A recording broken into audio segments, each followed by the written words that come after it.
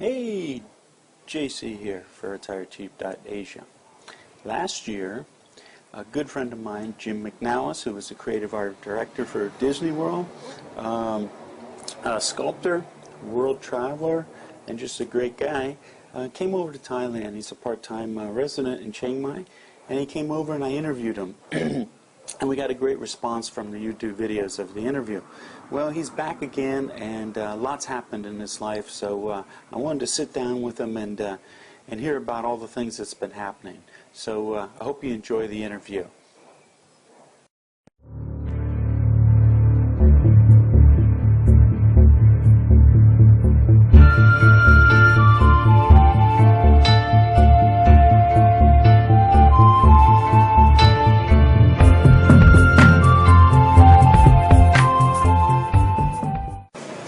So, welcome back to Thailand. Always great to get back here. I wanted to bring our video camera with us because we got such a great response from our last conversation.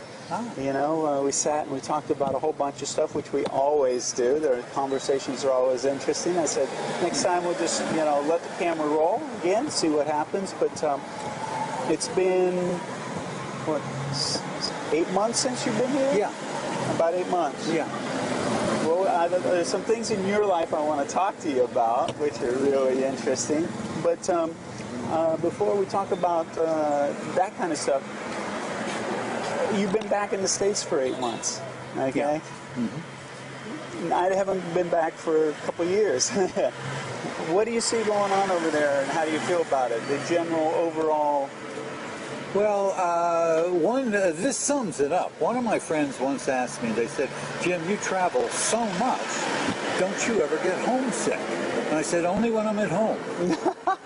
And one of the great advantages to being over here for 4 or 5 months at this time of year is our political system over there and the campaigning.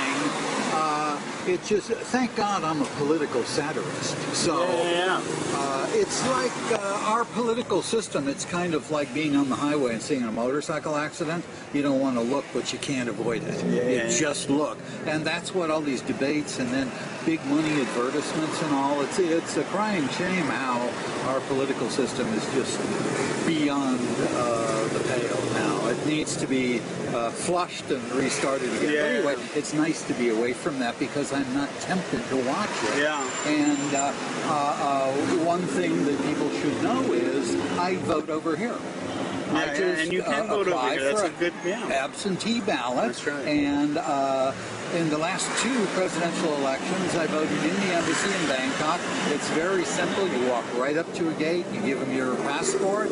Here comes this package from the States. You go over, fill it out, give it back to them, and then it returns to the States in, I guess, the diplomatic pouch. This time, it'll be the first time I'm going to try it at the council here in Chiang Mai. The consulate, yeah. Yeah, so I've instructed, voter registration to send my ballot there. But I don't know, it's like you get weary of 24-hour news, a hungry animal that blows things up way out of proportion. I'll be at home working, and I have the news on. I'm trying to catch up with something. All of a sudden, bulletin, fast-breaking news. We interrupt this program, and there's like a car on fire in Omaha.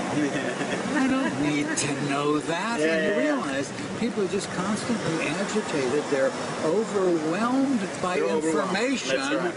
But desperate for knowledge. That's right. Yeah, I've always said that. That's actually the expression I use. You know, that we're drowning in information, starving for knowledge. That's right. And so I don't know. It's like I'm fortunate in that. I love what I do, and I'm totally focused. I'm not really sucked in by fad and fancy, be there or be square, gotta buy this, gotta have that. So I keep life simple, whether I'm here or there, and kind of focus on those things that mean something to me, and then do something about it. These issues that you're talking about, being distracted by the news and everything, when you come over here, you step out of that? Yeah. I don't know. Another friend of mine calls my ability meadow mind. Meadow mind. And what does he mean by that? I can just I don't know. I seem to be at my best when things are at their worst. I might procrastinate a long time, so there's more pressure on me to get something done, and then I'm cooking, man. I can. That's the way I am. More I work out of necessity. Yeah. Instead of possibility. You know, the possibilities I could get this done or do something. It's like, oh, I got plenty of time. Then all of a sudden, it's like when the crunch time, when it's crunch time, boy, I become really efficient. Yeah.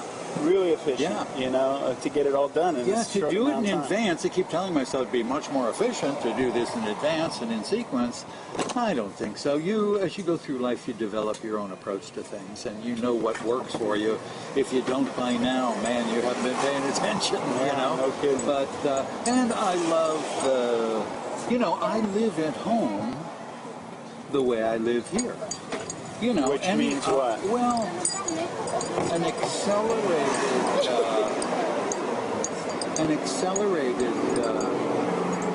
opportunity for growth is what you learn when you're traveling. Mm-hmm. When you travel through foreign countries, all your antennae come out. Absolutely. You don't use them at home. You don't need to. You don't need to. You can operate. It's all served up on a dish for you. That's right. And you can operate at 10% and even be ahead of the crowd. I don't want to do that. 10% be ahead of the crowd. That's true. Yeah, you're right. Like everybody's on just idling. Yeah. And your intuition, everything gets peaked when you're in a situation where you have to pay attention. And, you know, it's for your best interest. Yeah. And you realize, man, you're up to anything. No matter what kind of situation you're in, nobody's coming to your rescue. By the way, that's the microphone, just in case you're wondering. Oh, so okay. as it bounces around, I try and move it so we don't get all that. Yeah, I mean, you know, it's reassuring. You know, you get off a plane after 40 hours, different airports, and dropped in a country you can't even read their alphabet. There you are. Now what?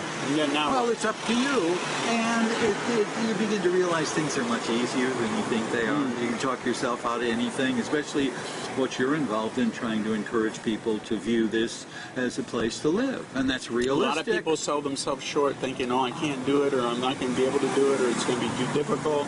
And, you know, if they put themselves in this situation, they might surprise themselves as to how they respond under that circumstance. Yeah. But, you know, they sit in this this comfort zone and they feel like, you know, this is okay. You know, why go subject myself to the unknown? Well, and also but the unknown is what expands people's minds and creativity in every element of their life. How you grow. That's right. You sit at home, you just fester, you don't grow, you know. But man, there's nothing like that. I mean, you get reassurance after reassurance after reassurance. So when you're traveling and living in a foreign country, and one thing people have to come to understand, different isn't bad, different isn't scary, it's wonderful. It makes things, as I mentioned, walking over here to meet you this morning, there's a big school down on the corner, and I hear all these kids singing. Early in the morning. What a great way to start the day. And here's this huge schoolyard, and then there's like tables or benches along one end, and there's about 5 or 6 girls up there dancing, giving the whole schoolyard their moves. Oh, really? Yeah. So everybody's singing and dancing along with them. What a great optimistic way to spend the day. And I'm walking along the wall, and all I see are these heads, faces, big smiling faces. And I thought, hey man, that's cool. That's they're going to have a good day if they start that way. You know, there's families that talk about, you know, the possibility of coming over and living over here. And they're thinking, well, we don't know. We've got, you know, kids and stuff that are still in school. This is the prime time to get them over, because as you just witnessed, school to Thai kids. Even in summer, when school's out, they want to go back to school because that's where their friends are. It's a social event for them. They love going to school. It's not like back home where it's like, oh, God, school, you know, I can't wait till I get out for the day or get out for the summer and then go cause trouble or hang out somewhere. They love hanging out at school. It's a real social event. So to bring you know, a family over, bring their kids over and put them in that environment where they still respect teachers, where they taught to respect their parents and everything, is really a good thing, I think. Well, you're pointing up a real important cultural difference, too. Thais are very social people. They are. They can't imagine anybody wanting to do anything alone. Americans live very isolated existence. Kind of punch in, punch out, look at the screen, go to work, wolf down a lunch someplace, take off, do some shopping, go home, turn on the tube, watch a movie, play games and all, turn out the light and wait for your alarm. And it's like, wow, the rest of the world's out in the street, hanging out. There's a vitality here. Again, just walking here this morning takes me 15 minutes to get from my guest house to here. What a terrific 15 minutes. Just all kinds of, the ordinary is like terrific. It's like theatrical. Yeah. Really nice. Yeah. And I miss that while I'm at home. And I laugh because of the, every weekend, and there's all some kind of social event going on. A festival, something. The same vendors are there. Usually everything's the same, but they all come because that's where everybody else is coming to. Yeah. So everybody shows up for it. Yeah. And it's nice because, and if you see somebody eating or doing something by themselves, just wait till next because they're waiting for somebody to come. Yeah. They're not by themselves. They're never by themselves. Well, constantly, rarity. no matter where I travel all over Southeast Asia, I'll be in a guest house or a cafe or something, and I'm here for a long time. So I get involved with families. I might end up in the kitchen helping their kids with their English language homework and all. They'll say, Jim, who are you traveling with? I said, just myself. You're traveling alone? Yes. And then they go, oh. They just feel like you have no friends. So sorry for you that you're doing things alone, and the idea that you have chosen to do that. It really baffles me. That's like incomprehensible. Yeah. Why would you do it by yourself? But all of that stuff triggers off, just a vitality of daily life. My favorite saying is, once you get underway, remarkable things can happen. You just got to make the first move, start to step. Just go. Take the first step. I wasn't looking forward to my trip over this time.